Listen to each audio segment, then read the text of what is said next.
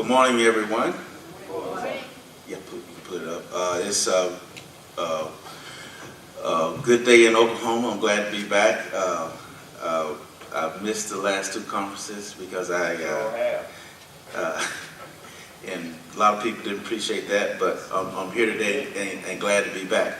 But since the last time I was here, about a year and a half ago, maybe 2 years ago, I was working with the Rural Coalition and some other farm groups at that particular time. But since that time, I have gone over to USDA as a political appointee, and my job is now as the director of the Office of Small. That's one more? Yes, sir. Director of the Office of Small Disadvantaged Business Utilization.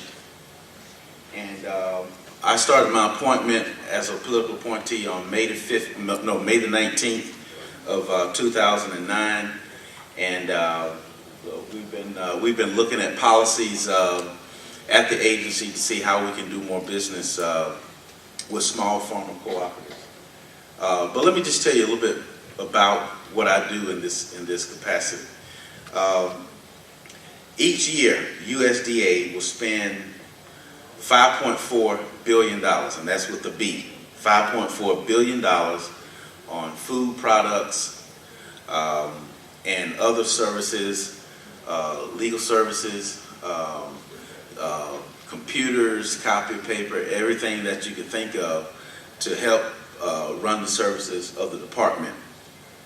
Of that $5.4 billion, $2.2 billion goes into food, and that food goes into the school lunch system, and it goes into the food bank system for our domestic hunger programs. And when I started my job, I sort of looked at the data, and I looked at all of the food vendors who were supplying foods, anything from watermelon in plastic containers, sweet potatoes, beef, anything you can name of that kids eat at school, we purchase it. But on that list of vendors, I could not find a single African-American vendor anywhere. So I said, well, maybe I missed it. Let me check again. Still missed it. Let me check again. And it just didn't exist. And so I said, this is a shame, because personally I know all the farm organizations all over the South. I know they're in Oklahoma. I know they're in Arkansas.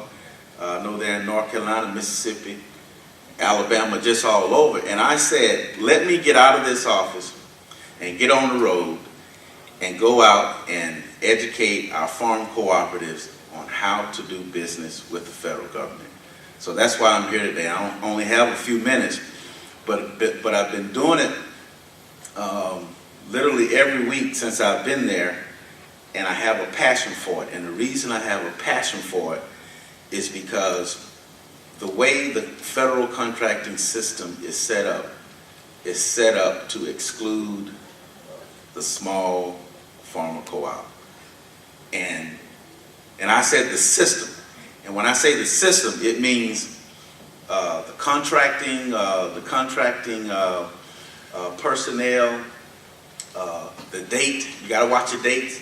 The date on which the contract comes out, the language that they put in the contract, it's all set up to maintain the status quo. So in other words, this year in 2011, right now we are buying, or we're preparing to buy about $6 million in sweet potatoes to go to the school lunch program. We're making those preparations right now. And if we don't organize, and if we don't press the right buttons, we're going to miss it again for 2011.